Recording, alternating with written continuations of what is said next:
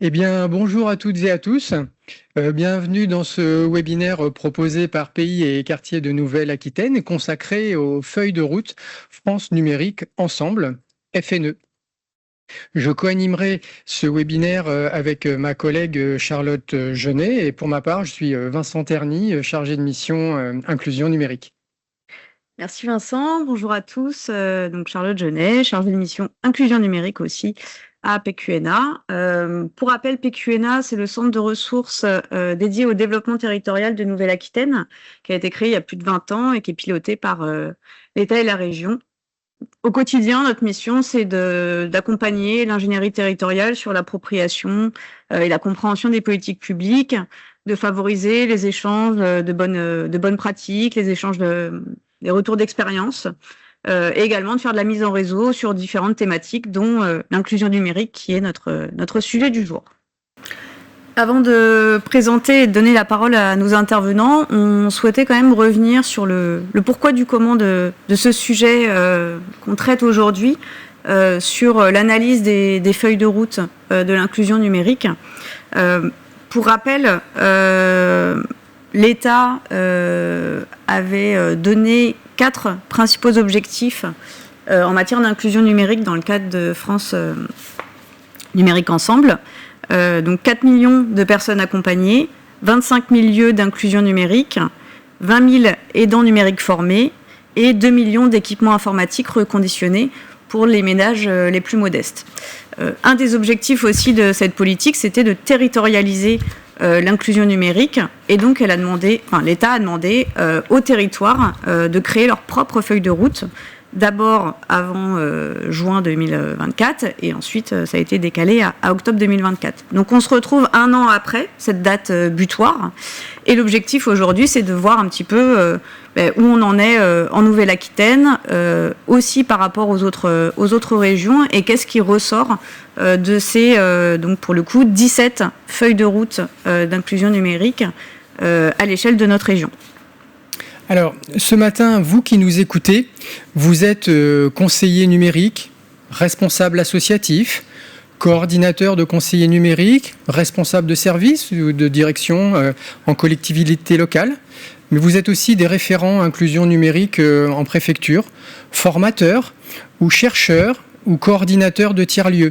Bref, vous représentez la diversité des parties prenantes qui ont construit ces feuilles de route pendant ces dernières années et qui font la médiation numérique au quotidien sur le terrain. Nous allons donc parler de vous ce matin, de vos priorités, des projets que vous avez inscrits dans ces documents et à travers un regard croisé entre nos témoins que nous allons accueillir prochainement et le regard de PQNA. Avant d'inviter nos témoins à nous rejoindre, nous tenions à excuser Mathieu Agoguet, qui est conseiller numérique auprès du préfet de région et qui malheureusement a été empêché au dernier moment de se joindre à nous. Néanmoins, vous pourrez quand même retrouver sa contribution par écrit sur le site de PQNA dans le futur article qui accompagnera le replay de ce webinaire.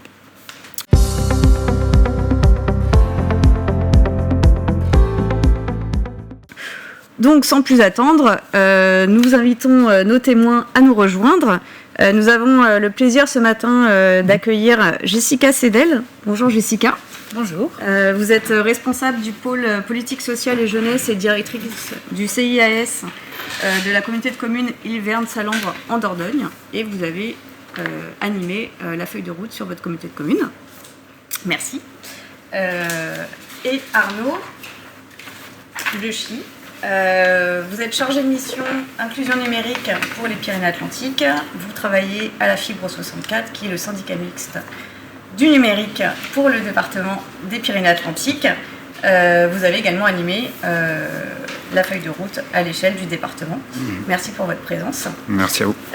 Avant de vous donner la parole, Vincent, j'ai envie de te poser une question pour commencer. Comment on se situe en Nouvelle-Aquitaine par rapport aux autres régions françaises en matière d'inclusion numérique? Alors oui, il nous a semblé intéressant de vous proposer un regard un peu plus global avant de rentrer dans le détail des enseignements que nous avons tirés de l'analyse de ces feuilles de route. Alors, rappelons qu'en Nouvelle-Aquitaine, il y a 12 départements, c'est bien de se le redire, et que nous avons comptabilisé 19 feuilles de route, dont 7 feuilles de route infradépartementales. Alors, si on regarde un peu dans le détail, on vous propose cette carte où les départements en vert disposent d'une feuille de route départementale. Le territoire en jaune, la feuille de route est quasi écrite, elle est en cours de finalisation, donc c'est la Haute-Vienne. Et les 2 départements en orangé, ce sont des territoires qui n'ont pas encore élaboré leur feuille de route à l'échelle départementale. Mais comme vous pouvez le voir, sur ce même département de la Dordogne, sans attendre l'écriture de la feuille de route départementale, il y a 2 collectivités, 2 communautés de communes, Drône-et-Belle au nord du département et Ilverne-Salambre au centre, qui ont pris l'initiative, et on y reviendra, d'écrire une feuille de route infradépartementale. À noter que Bordeaux Métropole a sa propre feuille de route, qui est très finement articulée avec celle du département. Et puis la Charente-Maritime se distingue un peu, puisqu'elle compte 3 feuilles de route infradépartementales, en plus de celle de la Charente-Maritime. Il y a donc la communauté de communes Aunis-Atlantique, qui a écrit sa feuille de route, ainsi que l'agglomération de La Rochelle et l'île d'Oléron. Voilà pour le panorama général. Et peut-être un premier enseignement pour ceux qui ont contribué à l'écriture des feuilles de route ou qui se sont intéressés à ce sujet.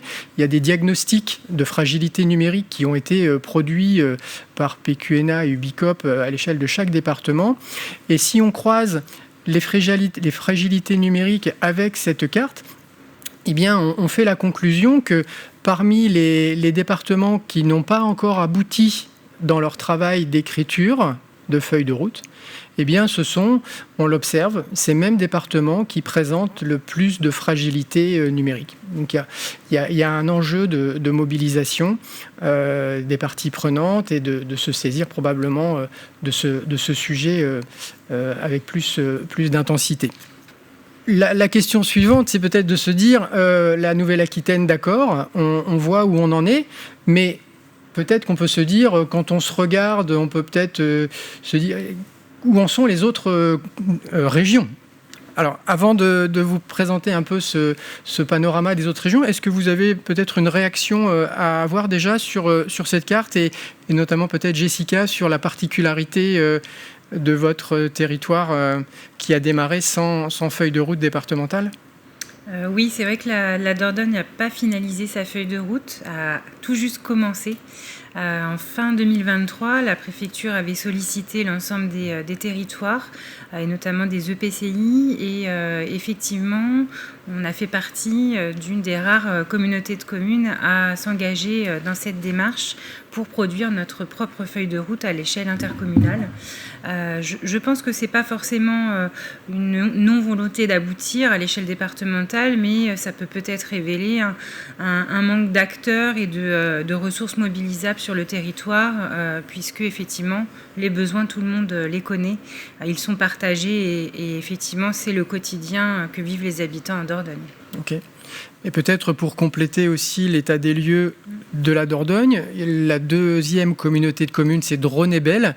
Et pourquoi s'est-elle engagée si tôt ? Tout simplement parce qu'elle s'est portée volontaire pour l'expérimentation avec Ubicop et PQNA dès la première heure. Voilà, ce qui peut expliquer la présence de cette seconde feuille de route infradépartementale. Alors maintenant, la Nouvelle-Aquitaine, par rapport aux autres régions françaises, où est-ce qu'on se situe ? En fait, on a analysé les données collectées par l'ANCT et on a regardé, vous voyez le tableau de synthèse. Donc, dans la première colonne, c'est le nombre de départements au sein de chaque région. La deuxième colonne, c'est les feuilles départementales déjà écrites. Et la troisième colonne, à droite, ce sont les feuilles départementales encore à écrire. Alors, qu'est-ce qu'on observe ? On observe que la région Nouvelle-Aquitaine n'est pas la seule à ne pas avoir couvert chacun ses départements avec une feuille de route. Il y a 6 régions encore, et sur lesquelles il y a 2 ou 3 feuilles de route encore qui restent à écrire. Donc on n'est pas en retard, ni en avance, mais on n'est pas en retard. Qu'est-ce qu'on peut noter ? On peut noter que là où il manque des feuilles de route, c'est pas forcément les régions qui sont les plus grosses en termes de nombre de départements. C'est pas un critère. Et puis on peut noter peut-être 2 particularités avec l'Île-de-France qui se démarque parce qu'elle ne compte que 2 feuilles de route aujourd'hui écrites sur 8 départements. Et à l'inverse, une autre région se démarque, c'est l'Occitanie, qui est la région de France qui compte le plus de départements. Et elle a fait le plein, si on peut le dire comme ça, avec la totalité de ces 13 départements dotés d'une feuille de route. Voilà pour le cadre général. À ce stade-là, on n'a pas de détails sur le contexte local, sur les FNE qui resteraient en cours. Nous savons que la Bretagne a écrit une feuille régionale qui vise à embarquer ces 4 départements. Voilà quelques infos de contexte. Voilà. Charlotte ? Donc après avoir posé un peu le contexte au niveau de la région, on va essayer de lire un petit peu à travers les lignes de ces 17 feuilles de route pour voir un peu les enseignements qu'on peut retirer de cette lecture et des entretiens qu'on a pu avoir avec des acteurs.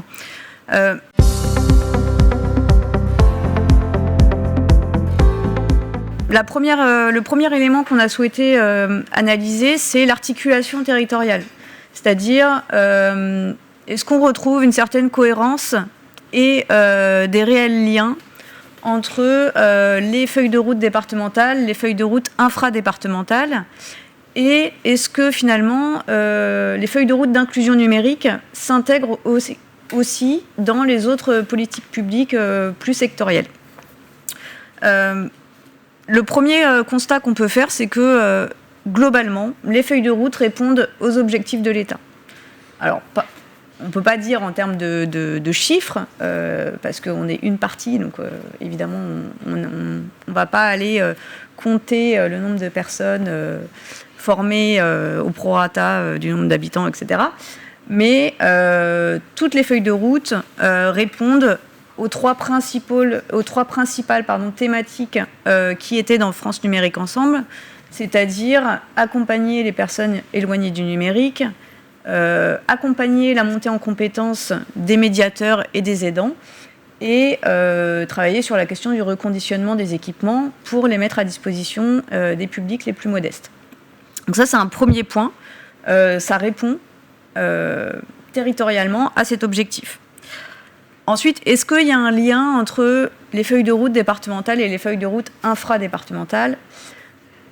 J'ai envie de dire, sans surprise, ça va dépendre de la chronologie.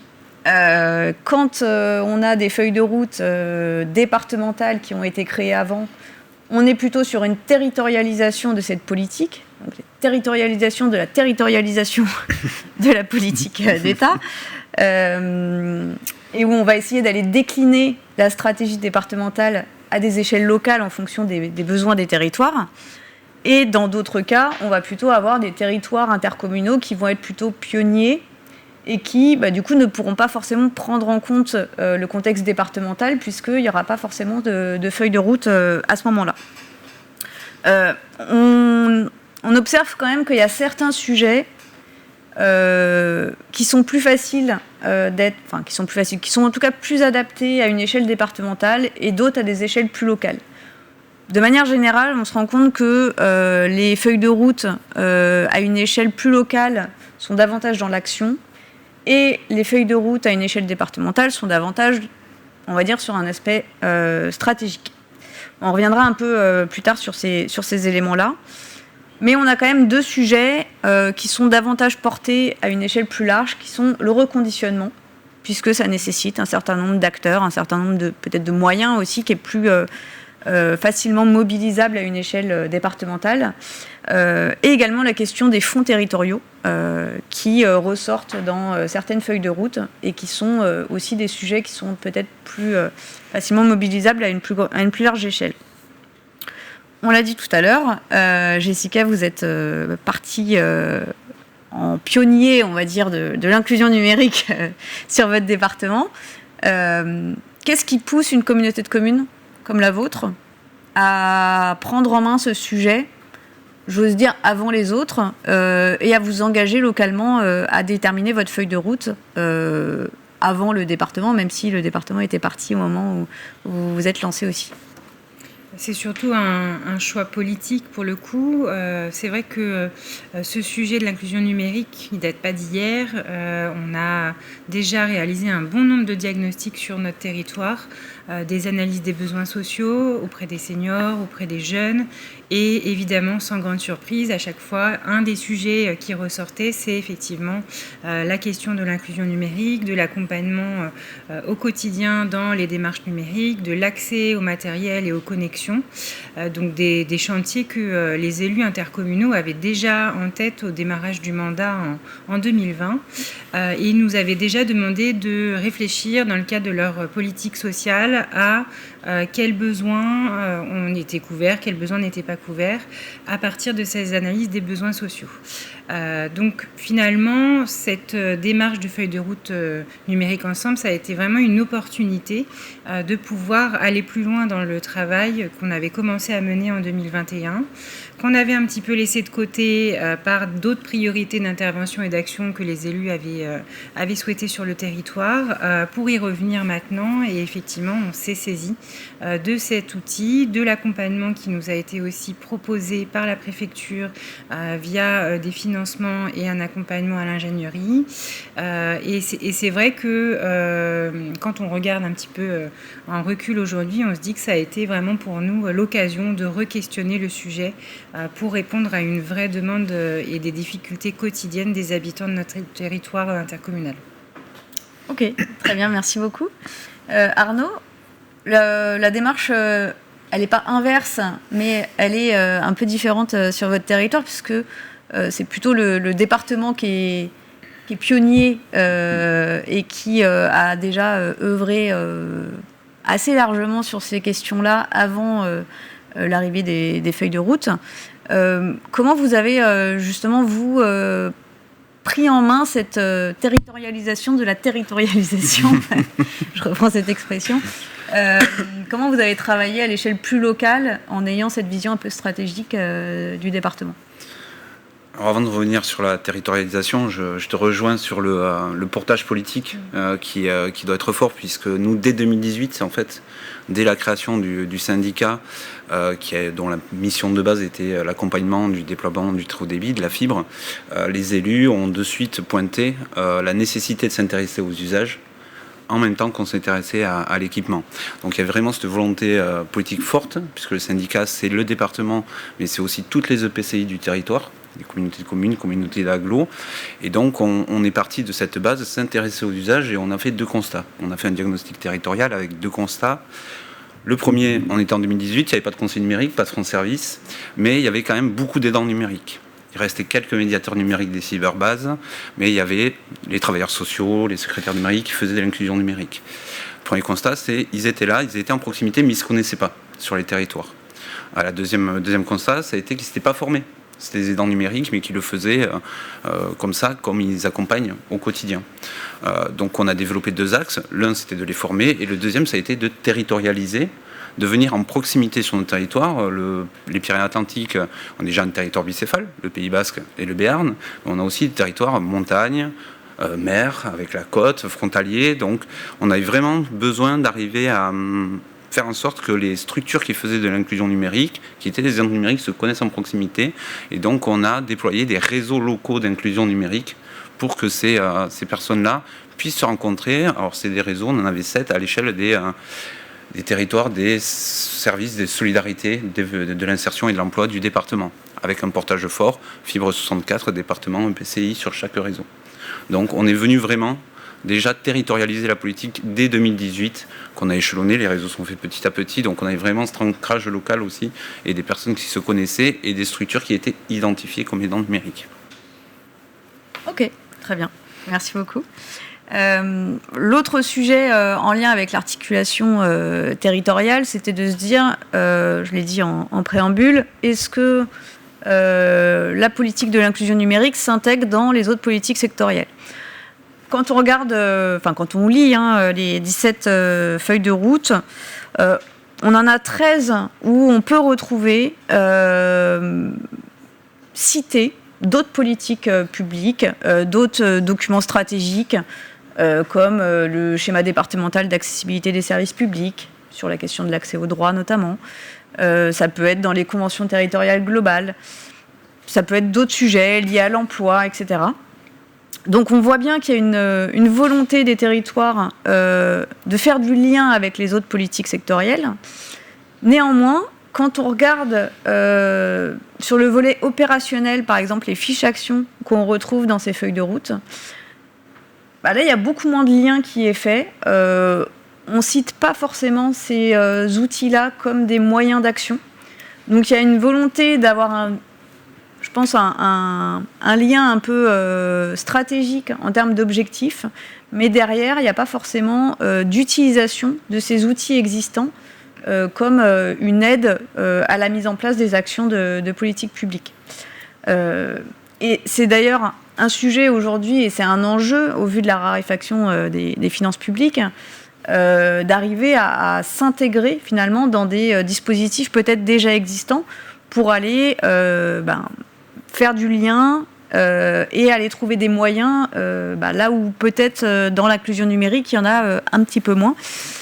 Et c'est d'ailleurs le sujet fil rouge des rendez-vous de l'inclusion numérique pour 2026 à PQNA, de faire le lien entre inclusion numérique et politique sectorielle.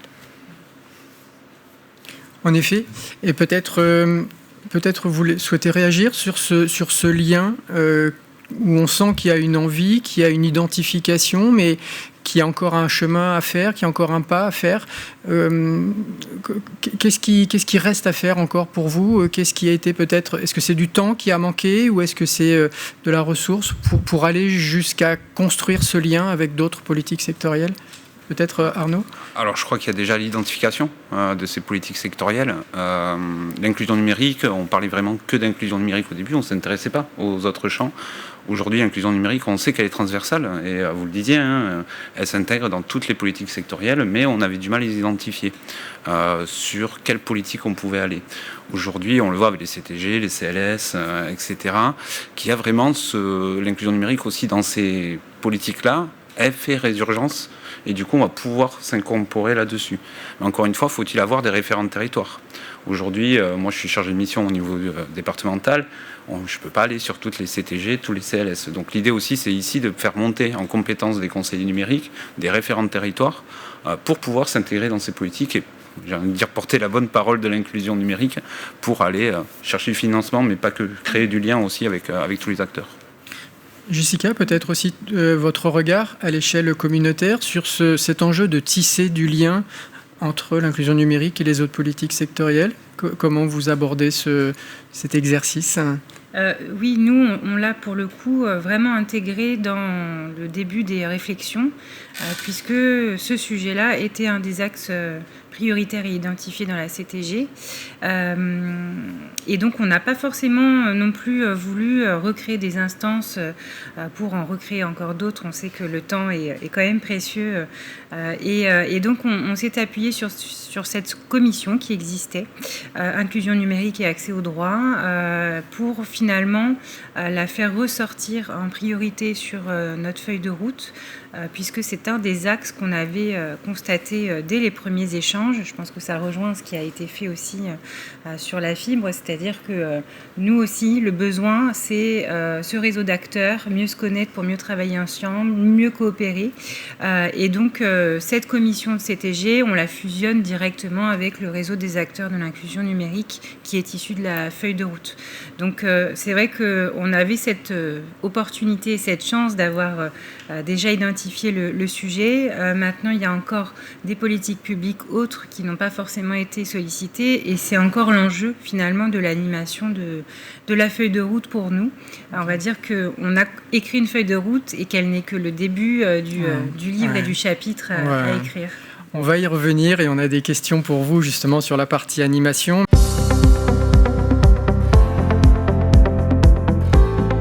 Restons un temps sur la partie construction de cette feuille de route. Vous l'avez dit, vous avez évoqué plusieurs fois, on avait identifié, on voulait travailler ça.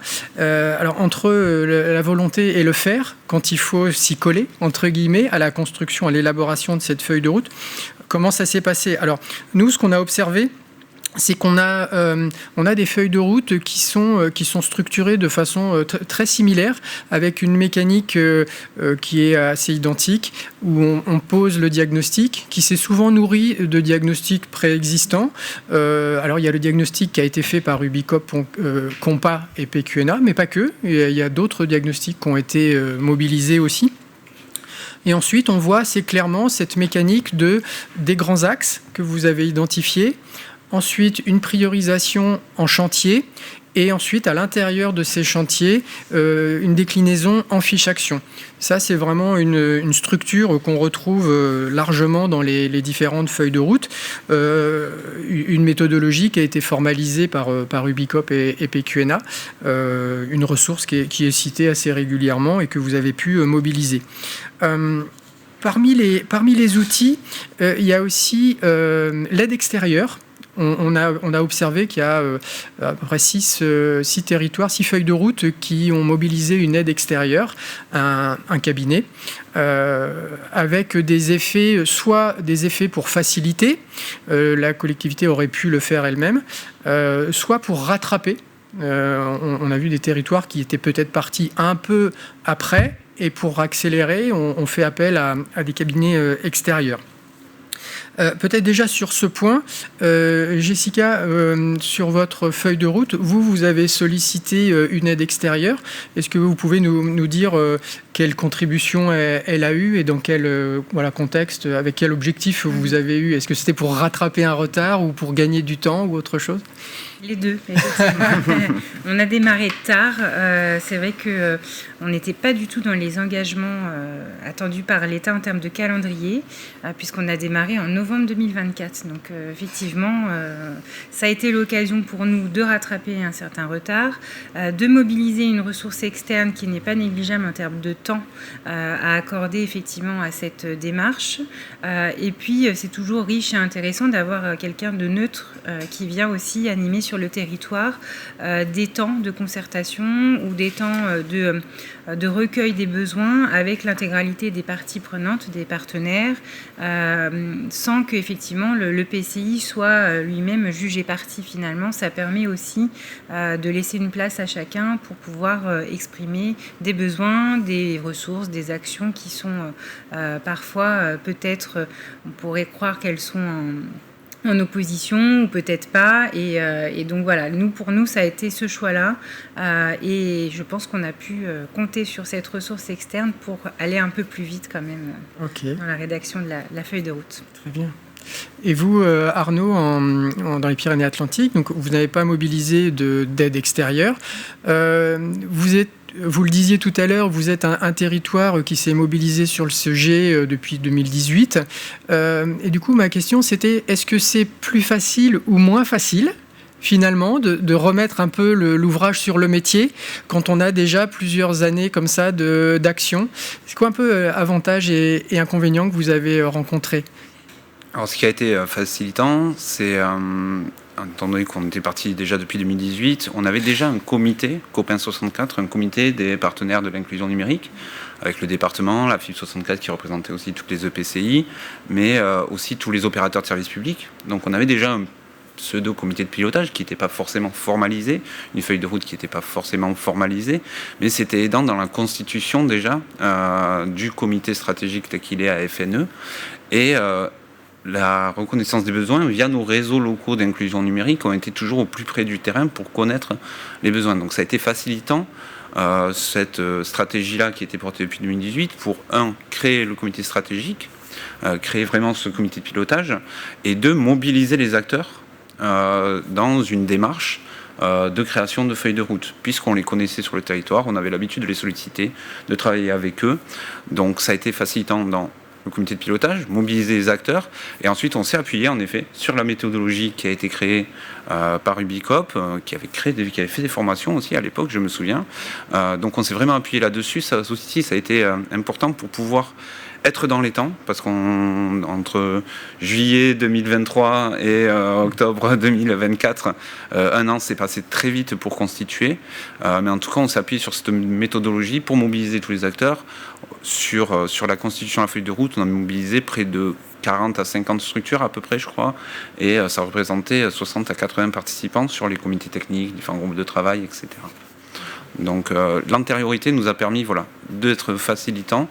L'inconvénient, j'ai envie de dire, c'est qu'il a fallu voir ce qu'on avait fait, à un moment donné, se poser, se dire ok, on a fait ça, est-ce qu'on veut aller plus loin, est-ce qu'on veut continuer à faire ce qu'on fait, parce que ça peut être facile aussi, mais comment on imagine dans les 2-3 ans, donc ça, se re-questionner. Ça a été aussi, pas un inconvénient, je vais dire, mais quelque chose, il a fallu poser les bases de ce qu'on a fait pour repartir de l'avant. Ok, je comprends. Merci. Un point qui nous a marqué en lisant ces feuilles de route, et notamment en parcourant les fiches actions, c'est le fait que ces fiches actions soient, pour la plupart, partiellement abouties. Je m'explique. Parmi les informations, les caractéristiques d'une fiche, des fiches actions qu'on a peu vues, c'est sur la partie évaluation et notamment sur l'évaluation qualitative. On a vu très peu de fiches actions qui sont allées jusqu'à ce niveau-là de description de leur fiche action, et derrière un indicateur qualitatif, il y a une mesure d'impact. Et du coup, ça nous a questionné. Et du coup, on avait envie d'avoir votre retour. Est-ce que c'est par manque de temps ? Est-ce que c'est par manque d'outillage ? Peut-être que vous n'avez peut-être pas su comment faire. On aimerait bien avoir votre regard sur cette dimension de l'évaluation dans les fiches actions. Jessica, peut-être ? Oui, sur notre feuille de route, c'est vrai que l'évaluation a été abordée, mais finalement n'a pas été au bout pour l'instant, puisque comme je le disais, c'est le premier chapitre, on va dire, de la feuille de route. C'est effectivement une question de calendrier, je pense, mais aussi une question de méthodologie et d'outils, parce que le souhait qui a été fait par l'instance de pilotage de la construction de la feuille de route, c'est de pouvoir s'accorder du temps, une fois qu'on avait écrit les fiches actions, qui sont assez généralistes, effectivement, mais qui vont quand même être opérationnelles, de pouvoir définir ensemble avec les partenaires et les parties prenantes de la feuille de route les indicateurs et les modalités de suivi et d'évaluation. Donc là, c'est vraiment l'étape qui nous attend pour 2026. Pour nous, en tout cas, c'est d'aboutir à quelque chose qui nous permette de mesurer si les actions qui sont identifiées dans cette feuille de route répondent aux besoins des habitants sur le territoire. Ok, merci Jessica. Arnaud ? Alors, dans notre feuille de route, on avait positionné l'évaluation comme un chantier. Aujourd'hui, on voulait porter avec nos voisins landais, puisque nos voisins landais ont aussi un syndicat mixte comme le nôtre, l'Agence landaise pour l'informatique, porteur de la feuille de route, et on s'était dit qu'on allait mutualiser aujourd'hui les moyens France Numérique ensemble pour créer et mettre en place une évaluation, une étude d'impact. Il s'est vite avéré, on a sollicité l'Université des Beaux Pays de l'Adour pour nous accompagner là-dessus. On a très vite remarqué qu'il y avait plusieurs points bloquants. Le financement, déjà, parce que ça coûte très cher de faire des études d'impact. Les moyens humains, ça prend du temps, c'est vraiment assez chronophage. Et deux, aussi, comment on compile la donnée entre les différents acteurs qui font de l'inclusion numérique. Donc aujourd'hui, c'est un chantier en stand-by pour ces trois éléments-là. on le garde, on verra si ça évolue. En tout cas, on est prêt à regarder ce que font les autres territoires là-dessus aussi. Même si on a des indicateurs quantitatifs sur nos différentes actions, c'est vrai que les indicateurs qualitatifs, on va avoir un peu de mal à aller les sonder en qualité, je veux dire. Pour clore ce temps, je vous porte à votre connaissance le fait que, comme les Pyrénées-Atlantiques, il y a 5 autres feuilles de route qui ont inscrit l'évaluation parmi leurs fiches actions. C'est-à-dire c'est un chantier qu'il va falloir mener et qui est clairement identifié, mais certainement qui demande du temps dédié et des ressources.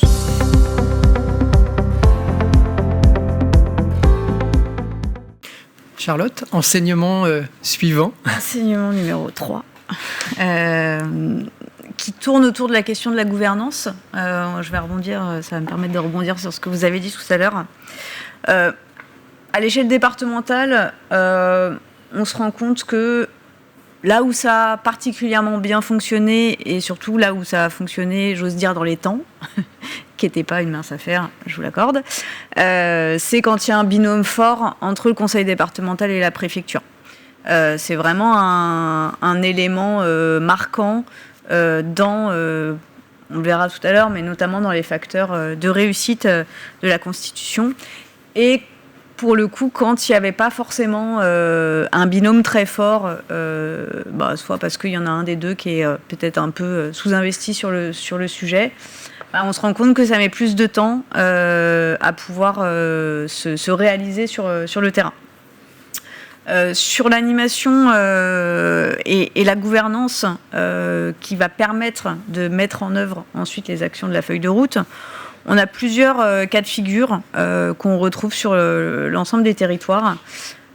Soit la création d'une instance de gouvernance qui est projetée dans la feuille de route, c'est-à-dire il y a une fiche action qui dit on va décider plus tard comment on décide de piloter notre feuille de route. Donc il y a une fiche action qui est dédiée à la création d'un comité de pilotage. On a aussi le cas de figure de on va garder le comité de pilotage qui a permis de créer la feuille de route et on va s'en servir comme outil d'animation des actions une fois la feuille validée, votée. Et la troisième, je dirais, manière de mettre en œuvre les actions, c'est un portage, j'ose dire, en interne des structures qui ont piloté les feuilles de route. Donc, c'est souvent le cas, c'est le cas dans les deux, mais c'est vrai que c'est particulièrement le cas dans les feuilles de route infra-départementales, où on va avoir la collectivité, la communauté de communes notamment, qui va se dire, finalement, la plupart des actions, c'est moi qui vais les porter, et du coup, la gouvernance va s'intégrer à l'intérieur de la gouvernance finalement classique d'une communauté de communes.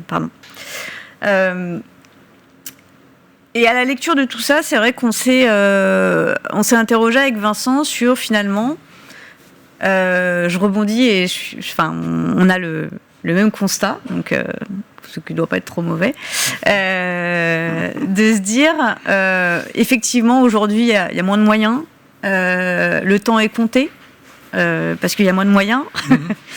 Et est-ce que ça nécessite finalement de créer des nouvelles gouvernances ou est-ce que c'est pas plus stratégique de se dire qu'on va aller s'intégrer dans une gouvernance qui est déjà existante et qu'on va pouvoir mobiliser des acteurs qui ont peut-être déjà l'habitude de travailler ensemble. Je voudrais savoir comment ça se passe, Jessica, un peu, au quotidien, je ne sais pas si on peut dire ça comme ça, mais est-ce que c'est... vous avez parlé tout à l'heure d'une gouvernance qui était déjà existante. Est-ce que c'est elle qui a piloté finalement la feuille de route au départ et est-ce que c'est elle qui se retrouve aujourd'hui en animation, même si dans les faits c'est vous qui faites la grande partie du travail, j'en ai bien conscience, mais en tout cas en termes de validation, ou est-ce que c'est venu après la feuille de route de se dire on a créé ça, on a des actions, on a une structure ou une instance qui existe déjà, déléguons ça à cette instance-là, plutôt que de créer une nouvelle, un nouveau lieu de décision. Comment ça s'est fait du coup ? Sur notre feuille de route, on a été vraiment accompagné par la préfecture Dordogne. Donc c'est vrai que dès le départ, on a constitué un groupe de pilotage pour élaborer la feuille de route. À la fois en petit comité restreint pour au moins s'accorder sur les intentions et effectivement jusqu'où on allait, le calendrier, la méthode. Donc là, c'était plutôt avec la préfecture et en interne nos élus et les services supports de la communauté de communes.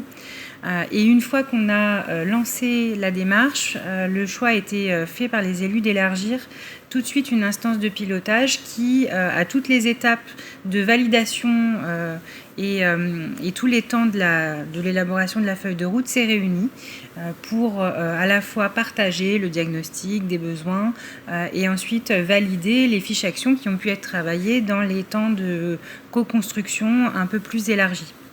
Donc, ce comité de pilotage qui est constitué va rester l'instance qui va maintenant faire vivre et animer la feuille de route. Et c'est ce que je disais, qui va avoir un rôle particulier à jouer sur la question de l'évaluation. Et en parallèle, à une échelle plus opérationnelle et plus technique, un des axes transversals sur notre feuille de route, c'est la création d'un réseau des acteurs de l'inclusion numérique, qui n'existait pas en tant que tel, mais qui existait quand même sous d'autres formes, puisqu'on reste sur un territoire rural assez ramassé, avec des partenaires que l'on connaît bien, et effectivement, les habitudes de travail sont assez régulières. Mais on a voulu en faire un sujet et un temps particulier dans l'animation du projet de territoire parce que c'est un sujet qu'on avait, comme je l'avais dit, pas forcément beaucoup développé, ce qui ne veut pas dire qu'il n'y avait pas des actions qui se faisaient et des acteurs déjà engagés, mais là, le souhait était vraiment de rendre dynamique un réseau d'acteurs assez large, secrétaires de mairie, des conseillers numériques, des accompagnants aux actions numériques, des travailleurs sociaux, des associations. Voilà, c'est ce réseau qui va faire vivre opérationnellement la feuille de route. Ok. Je rebondis sur ce que vous disiez tout à l'heure, Arnaud, sur quand on a de l'antériorité, la question de la gouvernance, elle est quand même moins dure. Exactement. Elle n'est pas simple, mais elle est moins dure. Et effectivement, à la lecture des différentes feuilles de route, c'est récurrent. En général, là où il y a le plus d'antériorité, d'historique, la question de la gouvernance, elle se fait naturellement dans la feuille de route. Et en général, quand il n'y a pas trop d'antériorité, c'est là où on a la création d'un comité de pilotage après la feuille de route. Du coup, vous, ça s'est fait effectivement assez... je veux dire naturellement, de par votre histoire. Exactement, je crois. Le syndicat a été identifié comme porteur de la stratégie d'inclusion numérique. Donc, dès que cette demande de feuille de route est venue via une circulaire en préfecture, nous avions déjà travaillé avec la préfecture. Nous connaissions déjà, puisque lors du déploiement des conseils numériques, nous avions travaillé ensemble pour avoir un maillage territorial. On avait travaillé ensemble sur les partenariats entre les France Services et les conseils numériques. Donc, on travaillait déjà avec la préfecture. Donc, ça a été très facilitant de monter un comité de pilotage qui s'appuyait sur notre comité Copain 64 et qu'on a voulu un comité de pilotage restreint, un comité stratégique restreint à l'échelle départementale. Et vu qu'on connaissait déjà les acteurs, on a pu aller chercher les réseaux départementaux, l'union départementale des CCAS, les missions locales, etc. pour constituer vraiment un comité de pilotage restreint. Ce comité de pilotage, il a donné à la Fibre la mission d'animer la création de cette feuille de route, mais il a validé aussi le calendrier, comme tu le disais, la méthodologie pour créer cette feuille de route, et il est venu valider à terme les actions qui étaient créées et apporter aussi ce qu'il pensait, et aussi apporter son soutien dans la mise en place de ces actions. Et aujourd'hui, comment ça se matérialise ? Ouais. Alors aujourd'hui, le comité stratégique, c'est 2 comités stratégiques par an, okay, pour valider l'avancement de la feuille de route avec un portage et une animation Fibre 64, mais en lien avec la préfecture sur l'avancement régulier de la feuille de route, sachant qu'aujourd'hui, on n'a pas tout à fait commencé notre feuille de route, on n'a pas commencé toutes les actions, puisque la subvention France Numérique Ensemble nous arrivait assez tard cette année. Je tenais à le dire. Le message est passé.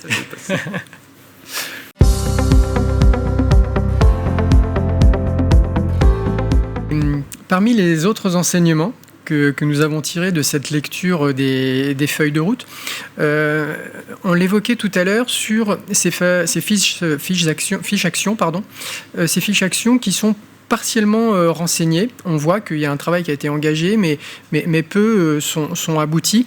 Et on a pu voir qu'il parfois il n'y avait pas de notion de calendrier, parfois il n'y avait pas de moyens affectés ou des moyens mis sous condition, et on le comprend avec le contexte. Mais ce qui nous a le plus étonné, plus frappé même, c'est que parfois il y avait des fiches actions sans pilote, ou alors c'était toujours le même. C'était toujours le même pilote. Et évidemment, ce pilote, souvent, c'est celui qui porte l'animation de l'élaboration de la feuille de route. Donc une feuille de route à l'échelle communautaire, on voit la communauté de communes pilote partout. Une feuille de route pilotée par un syndicat mixte, on voit le syndicat mixte pilote sur toutes les fiches actions. Et donc ça nous a questionné, à la fois en termes de risque. Est-ce que ce n'est pas un risque, finalement, que toutes les actions reposent sur le même acteur ? Et peut-être plus largement, ça nous a questionné sur mais pourquoi le partage des rôles, pourquoi le partage des responsabilités ne se concrétise pas, ne se voit pas dans la répartition du pilotage des actions. Ça a été très frappant quand on a lu les feuilles de route. C'est quasiment systématique. Il y a quasiment un pilote unique ou pas de pilote. Et là, on avait vraiment envie de vous entendre sur cet enjeu-là qui nous semble important d'éclairer. Jessica, peut-être ? Oui, c'est vrai que cette question de l'engagement des partenaires dans la feuille de route, c'est un sujet qui a été abordé à toutes les étapes. Et on s'est aperçu qu'assez rapidement, on s'est tourné vers la communauté de communes parce qu'on nous a un peu donné cette place et ce rôle de coordonner, d'animer.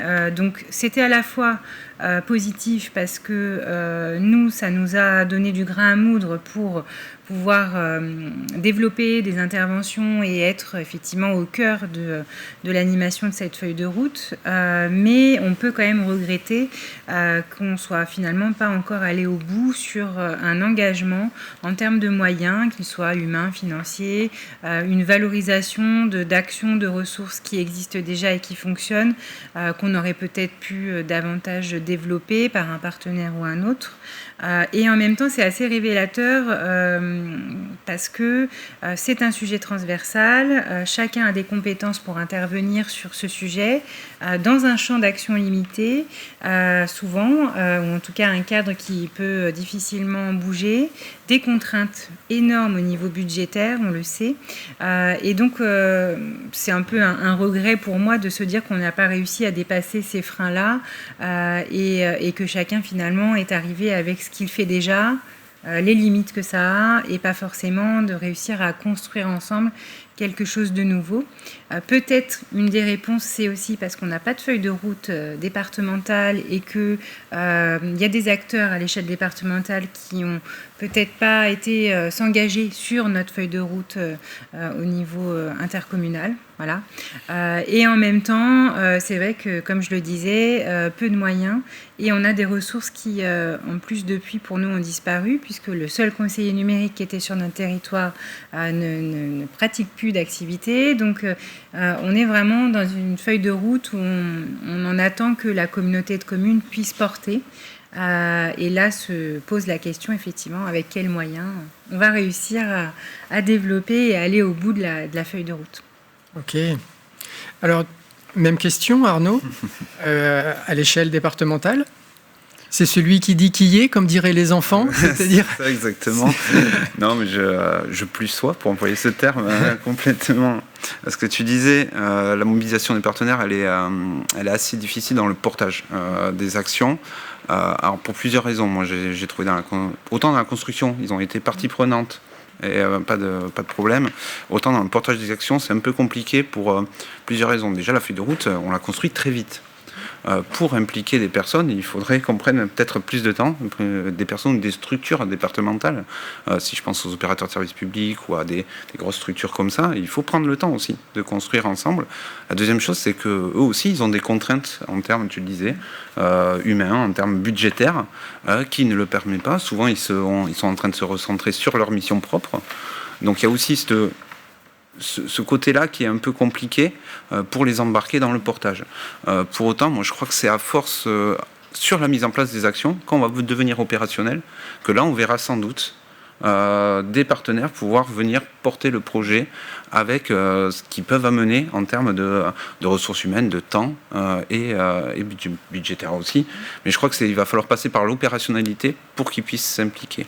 Aujourd'hui, on était vraiment dans une phase de construction et il est difficile de se dire je vais m'impliquer dans cette action, la porter, alors que je n'ai pas cette réflexion, ce temps de réflexion pour savoir jusqu'où, pendant combien de temps je vais pouvoir m'impliquer. Donc pour moi, c'était aussi ça qui était compliqué pour nos partenaires, pour pouvoir s'impliquer dans le pilotage des actions.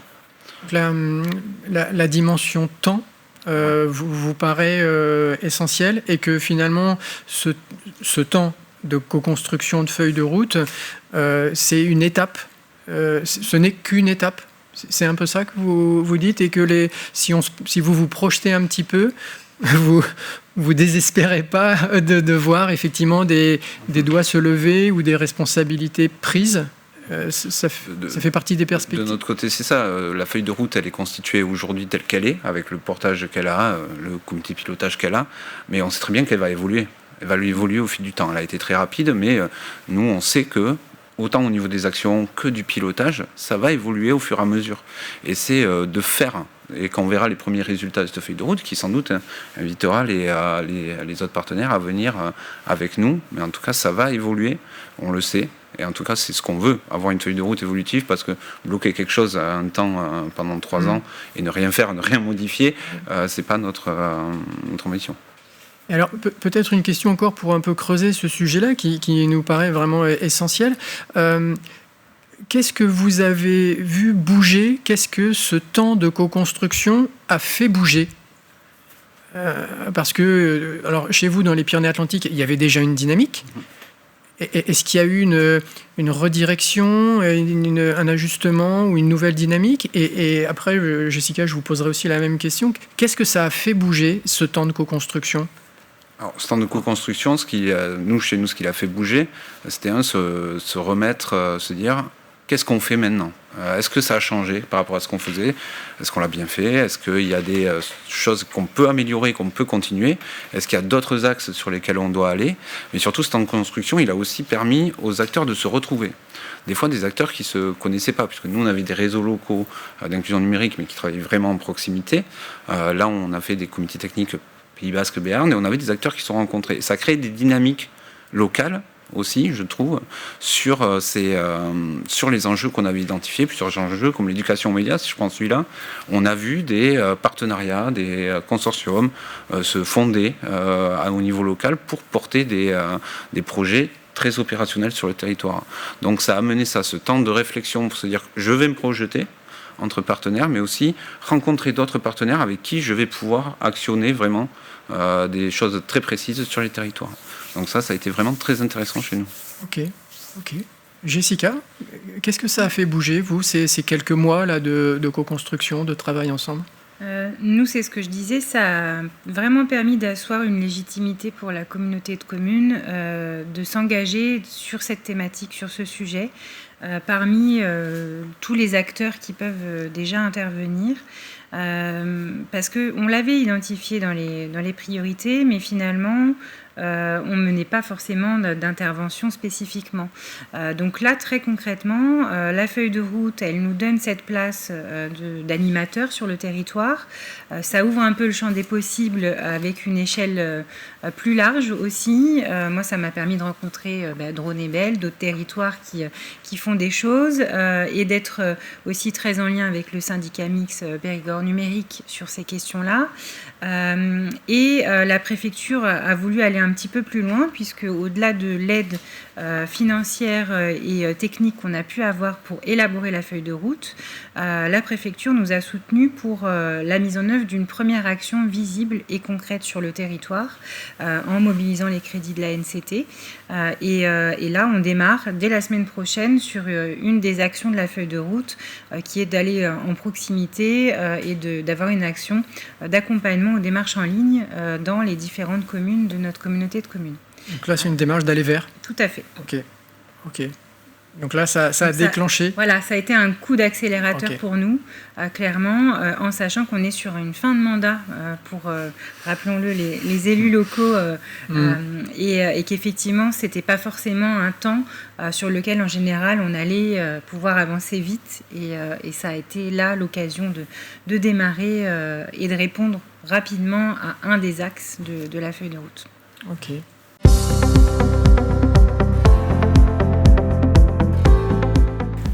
Peut-être enseignement suivant, Charles ? Ça fait le lien. C'est une très bonne transition, Jessica, merci.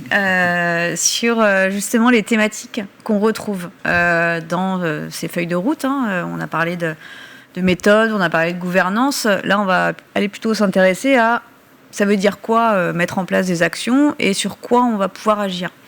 À l'échelle de la Nouvelle-Aquitaine, du coup, si on additionne feuille de route plus feuille de route, on arrive à 250 fiches actions.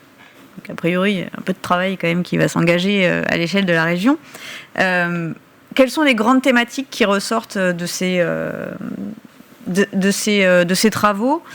Je dirais qu'un des premiers constats qu'on peut faire, c'est qu'il y a ce besoin de faire connaître ce qui existe déjà. Ça, c'est un point assez central sur l'ensemble des territoires. Qu'on soit très avancé, moyennement avancé ou un peu avancé, il y a quand même toujours des choses qui existent déjà. Personne ne part d'une feuille blanche sur ce sujet-là. Que ce soit par des actions portées par les collectivités ou des actions portées par les opérateurs privés, type association par exemple. Mais il y a quand même,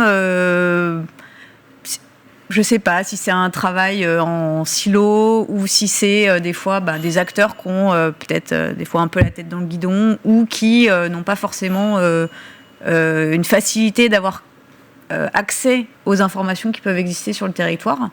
Il n'empêche que un des enjeux qui ressort, c'est déjà commençons par faire en sorte que globalement, entre nous professionnels, on sache ce qui existe et qu'on arrive déjà à faire du lien entre tout ça.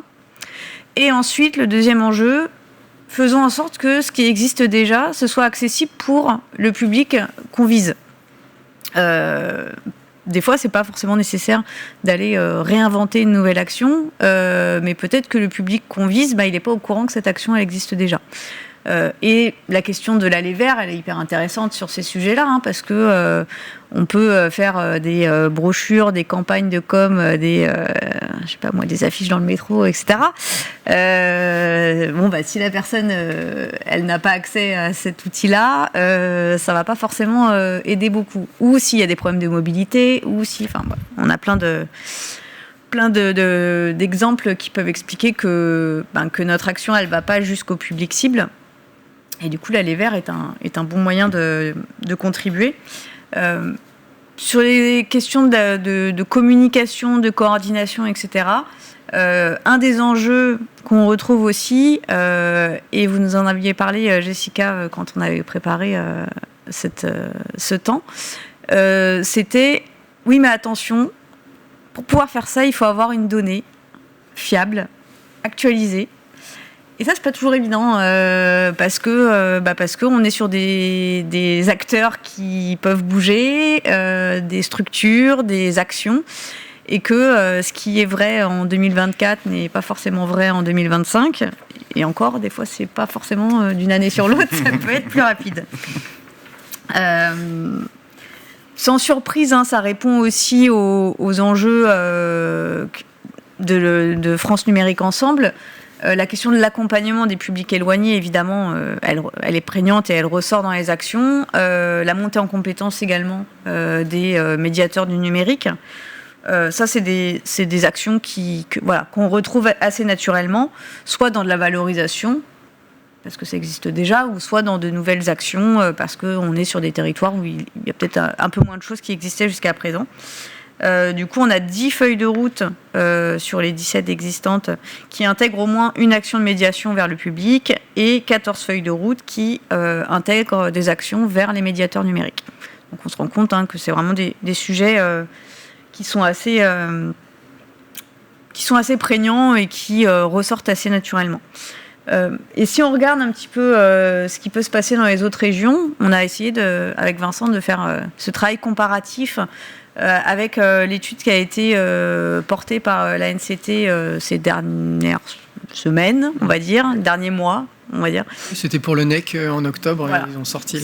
C'est sorti fin octobre, sur quelles sont les thématiques qui ressortent de l'ensemble des feuilles de route, donc des 84 feuilles de route existantes à l'échelle nationale.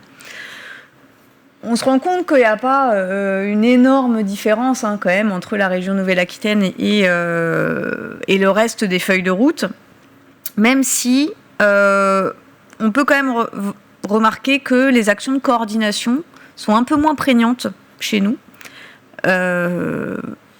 et qu'on retrouve un peu plus d'actions d'accompagnement et également d'actions en lien avec le reconditionnement.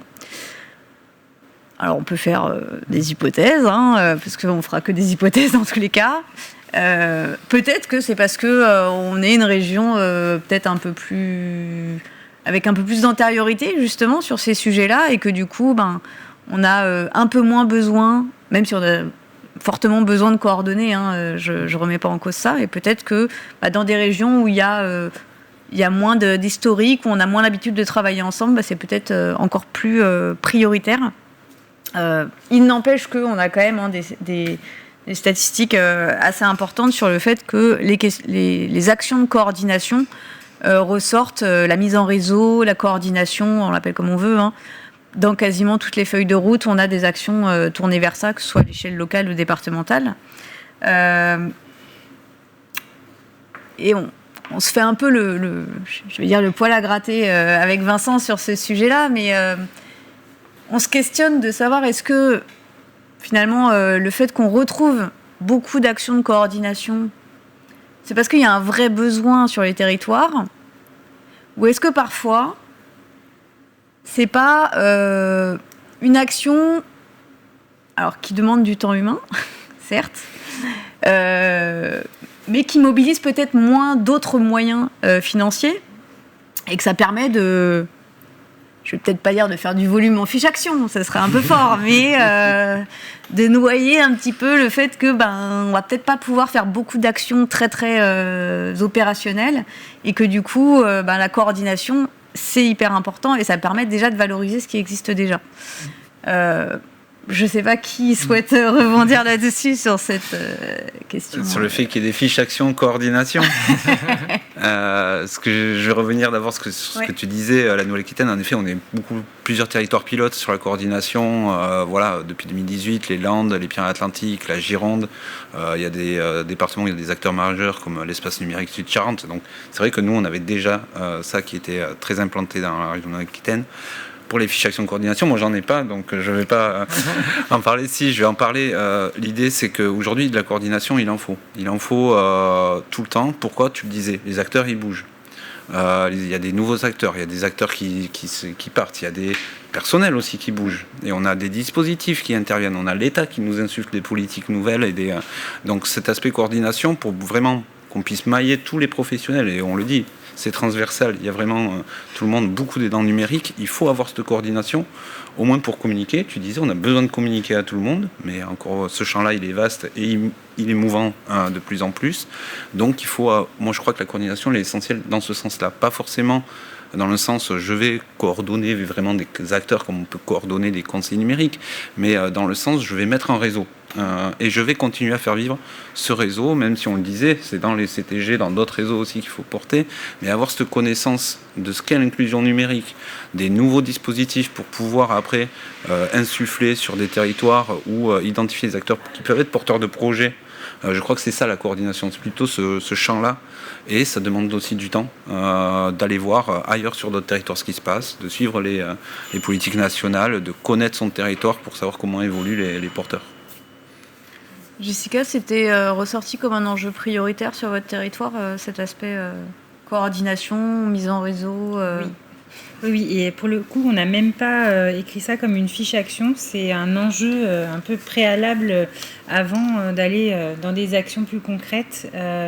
C'est toujours, je trouve, le sujet qui ressort, peu importe les politiques publiques qu'on peut mener, cet enjeu de se connaître, travailler ensemble et de prendre le temps de le faire parce que tout le monde dans son quotidien professionnel ou bénévole, puisqu'on a aussi des associations et beaucoup d'associations qui interviennent sur ces champs-là, effectivement est dans son obligation, on va dire, de calendrier et le fait de se dire il y a une instance, il y a un temps où on peut se rencontrer, mieux se connaître, intégrer les nouveaux qui arrivent et se dire que ceux qui sont partis partent aussi avec un certain savoir et une connaissance, c'est quand même un sujet qui est indispensable pour aller au bout des actions.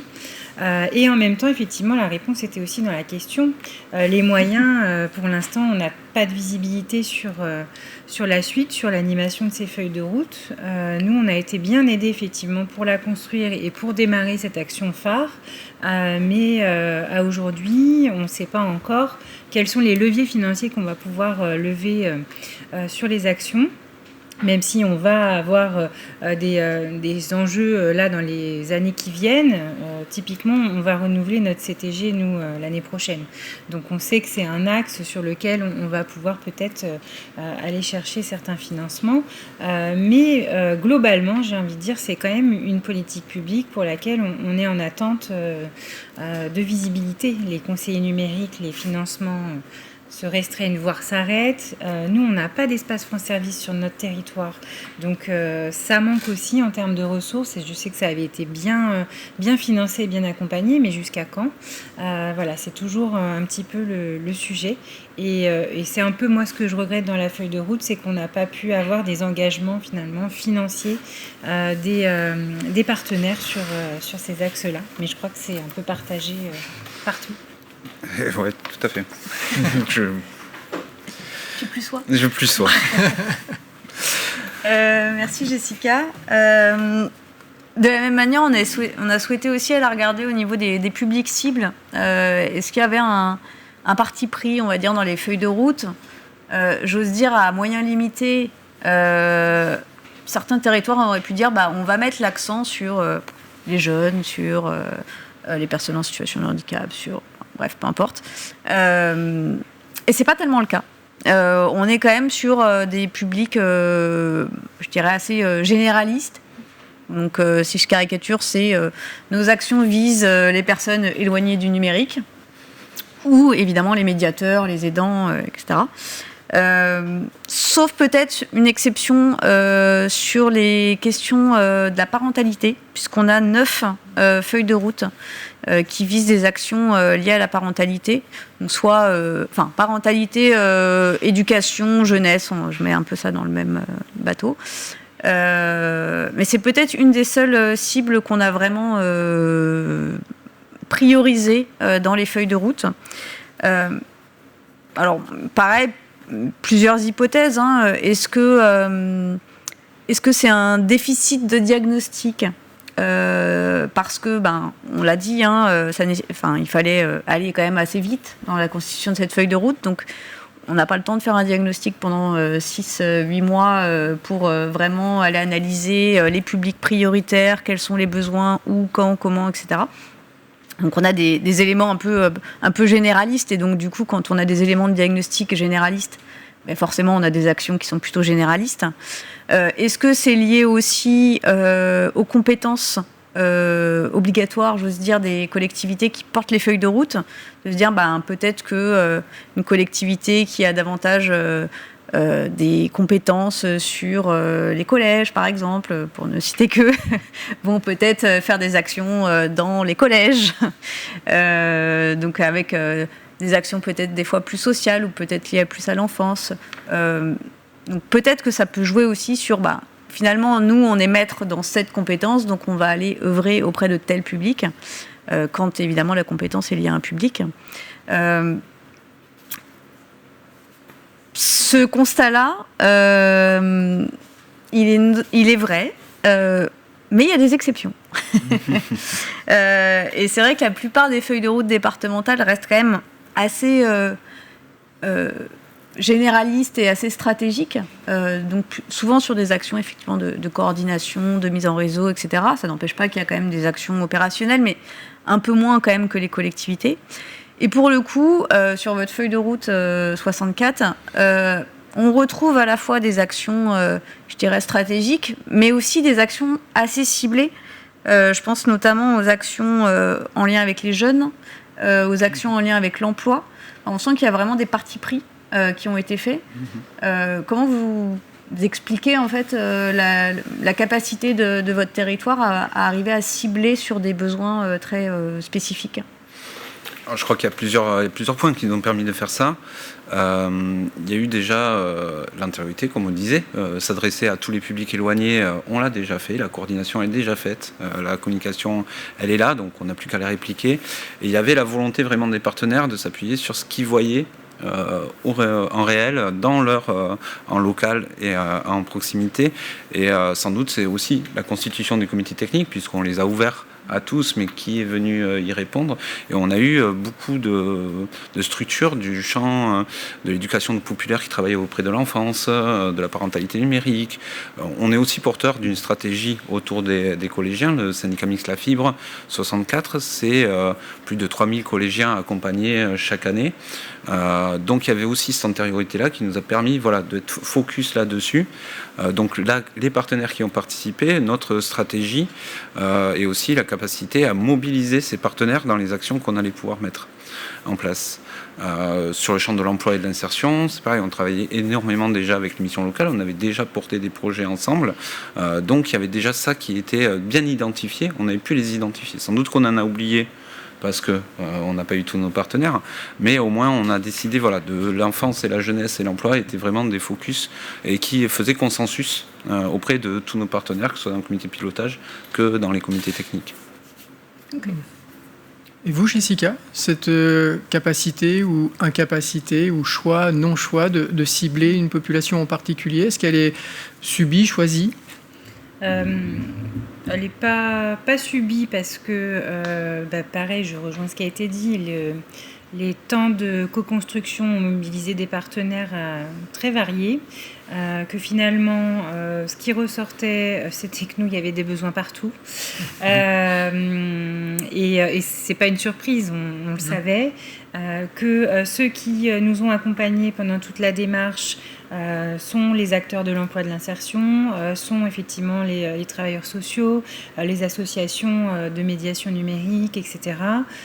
Et que le choix du comité de pilotage a été de ne pas se fermer de porte et de ne pas mettre un public prioritaire parmi d'autres en se disant sinon on va faire que ça et peut-être qu'on aura moins de temps à consacrer au reste. Pour autant, on a plutôt été sur une entrée thématique, accompagnement aux démarches, atelier de prévention, de sensibilisation, pour laisser aussi l'opportunité effectivement à la feuille de route d'être accessible à tous les partenaires et de pouvoir s'en saisir et s'y inscrire. Donc on le voit plutôt comme finalement un plan d'action qui va s'étaler dans le temps et on regardera au fur et à mesure quel public on a touché et qu'est-ce qui a été fait. Mais les besoins sont tellement énormes que non, le choix a été fait de pas cibler de public pour le coup.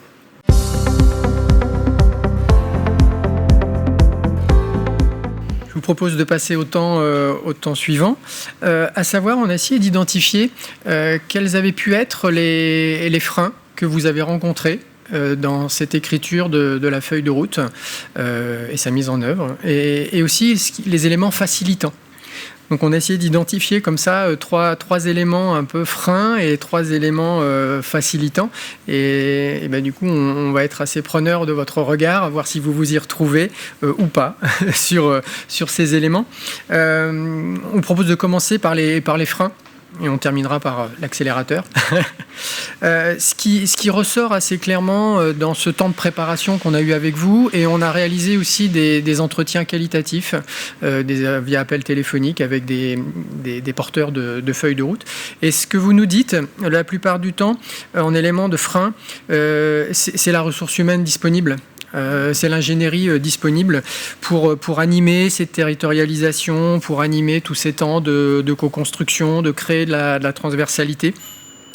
Le deuxième point, et vous l'avez évoqué, c'est le temps.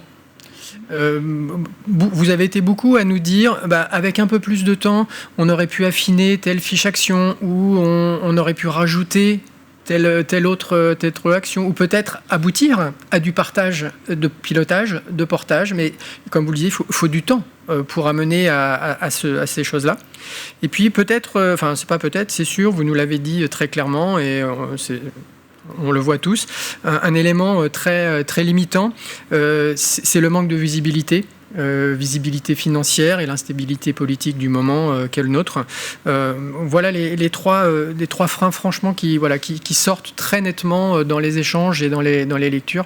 Est-ce que vous vous y retrouvez ? Est-ce que vous pouvez peut-être compléter ou nuancer ces freins ? Jessica ? Oui, moi je m'y retrouve complètement. Je compléterai aussi, c'est ce que j'avais un petit peu abordé tout à l'heure, par le fait que la compétence des différents partenaires, effectivement, elle est centrée sur quelque chose d'assez restreint dans un contexte budgétaire qui force de plus en plus les collectivités notamment à se recentrer sur les compétences obligatoires, que le sujet de l'inclusion numérique il est tellement transversal que finalement on le retrouve partout mais à la fois nulle part, et que un des freins pour moi sur cette feuille de route ça a été d'aboutir effectivement à un engagement des parties et à une ouverture finalement à faire ensemble.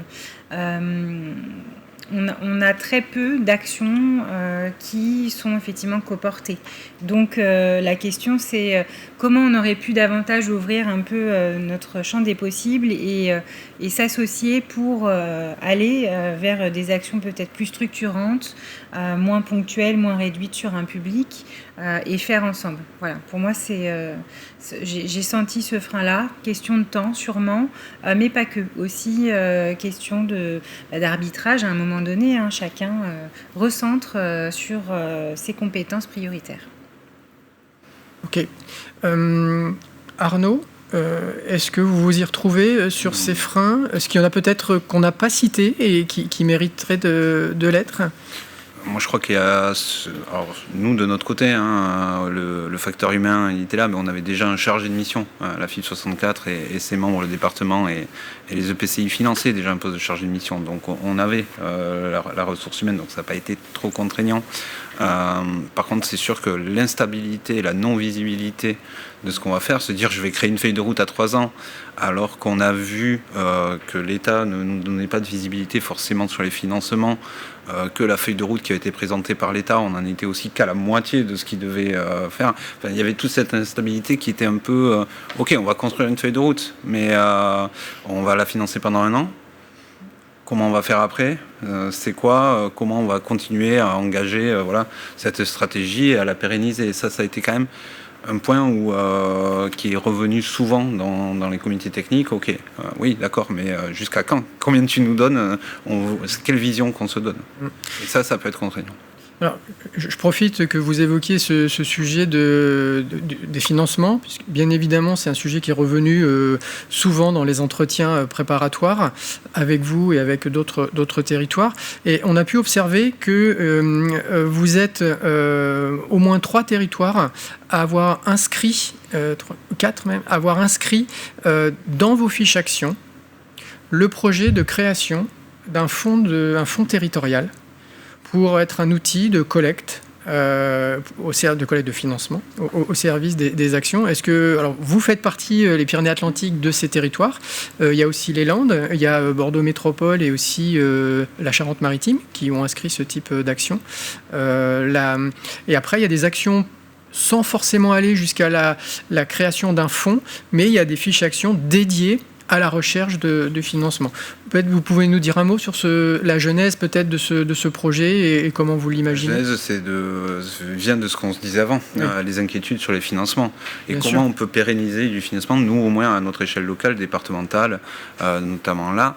Et ça a été de se dire, mais ok, on va prendre un bout de cette enveloppe pour amorcer un fonds. L'idée du fonds, c'est créer déjà un fonds d'amorçage avec ce que l'État nous propose, et ensuite pour pouvoir aller chercher nos partenaires, opérateurs de services publics, tous ceux qui les matérialisent, opérateurs de services essentiels, les mutuelles, les banques,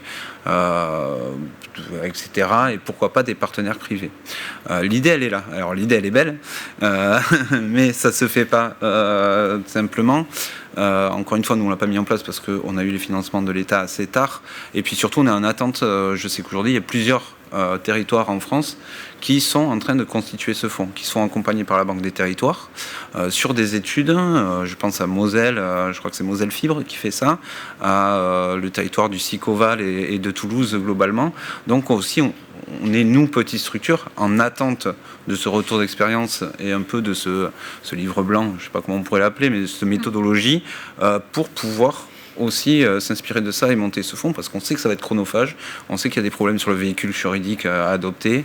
Donc voilà, on est en attente de ça, mais l'idée c'est vraiment d'avoir chaque année un fonds qui permette de financer du projet. On ne financera pas sans doute des postes, on ne pourra pas avec un fonds financer des postes, mais aller au moins financer du projet pour que ça perdure dans le temps, au moins localement. À quel niveau, ça on ne le sait pas encore. Ok, donc à suivre. J'espère. À suivre. Il est urgent d'attendre. Exactement, mais mon directeur m'a encore sollicité hier là-dessus, donc je pense que ça va aller assez vite. Bon. Donc on en reparlera, c'est sûr, vu les initiatives qui fleurissent un peu partout, qui sont en train de maturer. Oui, c'est un sujet, je pense, qui va être assez fil rouge pour l'année prochaine. Parlons un peu aussi des facteurs facilitants à ces feuilles de route, les facteurs clés de succès, comme on dit. On en a identifié 3 avec Charlotte en parcourant toutes ces feuilles de route. Et le premier qui est évident, c'est le portage politique. Les territoires qui ont abouti, vite ou moins vite, mais en tout cas qui ont abouti, avec des feuilles de route complètes et riches, ce sont des territoires souvent où il y a eu ce portage politique fort, qui a pu reposer sur un petit nombre parfois de porteurs politiques, d'élus. Vous pourrez nous en parler, Jessica. Mais aussi souvent ce qu'on a vu, c'est le binôme département-préfecture. Et vous l'illustriez tout à l'heure, Arnaud, en parlant de cette relation finalement historique, cette bonne relation historique entre département et préfecture qui contribue à facilement élaborer ce type de document. L'autre facteur clé de succès, on l'a abordé aussi, c'est l'importance du diagnostic. L'importance du diagnostic préalable, de savoir d'où on part, de savoir quels sont les points de fragilité pour identifier les urgences, faciliter le choix en fait. Et ça, toutes les feuilles de route se sont nourries d'un diagnostic. Aucune feuille de route n'a fait l'impasse évidemment sur la partie diagnostic, et des diagnostics plutôt détaillés pour la plupart. Et le troisième point, c'est la mobilisation des parties prenantes locales. On a pu voir effectivement que plus le tour de table était large, plus la réflexion et les fiches actions étaient riches et étaient élaborées et ressemblaient au territoire. Et ça nous a amené une question de ce qu'on ne pouvait pas voir, et du coup on veut en discuter avec vous, c'est: est-ce que certaines actions n'apparaissent pas par manque d'acteurs? On s'est posé cette question. Parce que parfois, c'est compliqué de savoir ce qu'on ne sait pas, si vous voyez ce que je veux dire. Voilà, donc c'est peut-être une question qui aurait besoin d'être éclairée par votre regard. Est-ce que ça vous a manqué, certains acteurs autour de la table? Alors, Arnaud? je veux dire oui et non. en tout cas, je ne crois pas qu'il y ait de manque d'acteurs. Il y a un manque d'identification peut-être des acteurs, mais aujourd'hui, il n'y a pas de manque d'acteurs, et encore moins qu'ils ne soient pas confrontés aux problèmes d'inclusion numérique. Mais c'est vrai qu'on a peut-être péché dans certaines identifications. En tout cas, ce manque-là, je veux dire, c'est un point positif et un point négatif. Le point positif, c'est que ceux qui étaient impliqués et qui étaient identifiés, c'est qu'ils sont vraiment impliqués. Donc on a vraiment une implication dans l'écriture de cette feuille de route et dans l'avancée. L'inconvénient, et tu le disais tout à l'heure, c'est qu'il y a peut-être des publics qu'on n'a pas réussi à cibler et qu'on n'a peut-être pas vus. Mais en tout cas, moi je ne crois pas qu'il y a ce manque d'acteurs, et je crois qu'avec cette feuille de route, avec la mise en place de ces actions, on a sans doute ces acteurs-là qui vont se manifester et qui vont venir abonder dans cette stratégie d'inclusion numérique. Okay. Jessica, je vous voyais acquiescer quand j'évoquais le rôle essentiel du portage politique. Est-ce que vous pouvez nous raconter comment ça s'est mis en place, ce portage localement, et comment il perdure ?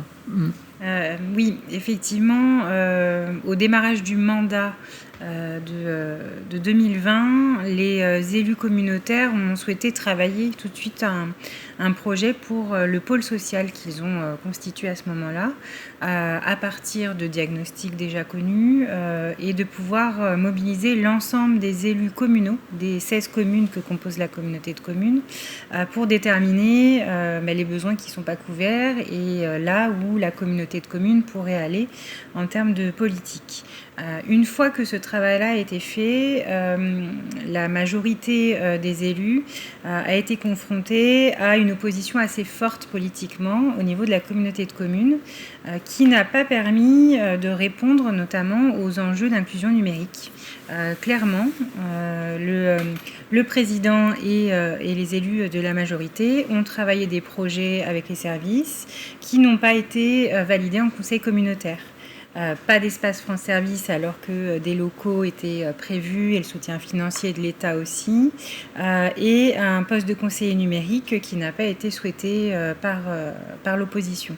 Donc on a été freiné finalement dans les actions, et c'est ce que je disais tout à l'heure, la démarche d'élaboration de la feuille de route a permis de remettre un peu à plat les choses, et même si aujourd'hui on n'a toujours pas d'espace France Service, on va quand même mener des actions et pouvoir répondre aux besoins des habitants par un autre biais, on a un petit peu contourné, et là il n'y a pas eu à nouveau les mêmes échanges politiques qu'à l'époque, donc ça a permis quand même de libérer, de décloisonner un petit peu des tensions, mais il est clair qu'un portage politique fort sur une feuille de route d'inclusion numérique est indispensable. Oui. Et en quelques mots, parce qu'on se rapproche bientôt de la fin de ce webinaire, est-ce que les élections communales qui arrivent, vous les voyez comme une opportunité ou comme un risque à gérer ? Peut-être les deux. En un mot, Jessica ? Plutôt un risque, parce qu'on ne sait pas effectivement de quelle couleur politique sera notre territoire D'accord. En 2026. Arnaud ? Plutôt une opportunité pour finir sur un truc positif. Non, je crois que c'est aussi l'occasion, on va avoir des nouveaux élus, et c'est à nous de faire de la pédagogie, à communiquer aussi sur tout ce qui se passe, et je crois qu'on pourra aussi remettre un élan dans ça, dans comment on embarque tous nos élus, tous nos territoires dans cette feuille de route. Donc pour moi, c'est vraiment un moment crucial où on va pouvoir vraiment repositionner l'inclusion numérique au cœur des débats. Avec cet enjeu d'acculturer les aux enjeux, les élus aussi. Ouais. Ok, très bien. On arrive effectivement au terme de ce webinaire. Merci beaucoup Jessica de nous avoir apporté ce témoignage depuis la communauté de communes Ilverne-Salambre en Dordogne. Et merci beaucoup Arnaud Léchit pour ce témoignage à l'échelle départementale, cette fois, depuis syndicat mixte FIP 64 Pyrénées-Atlantiques. Merci Charlotte. Et avant de nous quitter, je voulais vous donner rendez-vous au mois de décembre. Le vendredi 5 décembre à 10h30 pour un webinaire sur les jeunes des QPV et leur rapport au travail. Et Dieu sait que le numérique est présent dans cette équation-là. Et aussi le mardi 9 décembre à 10h30 pour un autre webinaire PQNA, cette fois sur l'enjeu de comment prendre en compte l'avis des personnes précaires dans la fabrique des politiques publiques. C'est vrai qu'on aurait pu aussi l'évoquer, la place, comme on dit, des premiers concernés dans ces stratégies-là. Voilà. Je vous remercie beaucoup à toutes et à tous et je vous souhaite une bonne fin de journée. Merci. Merci. Merci.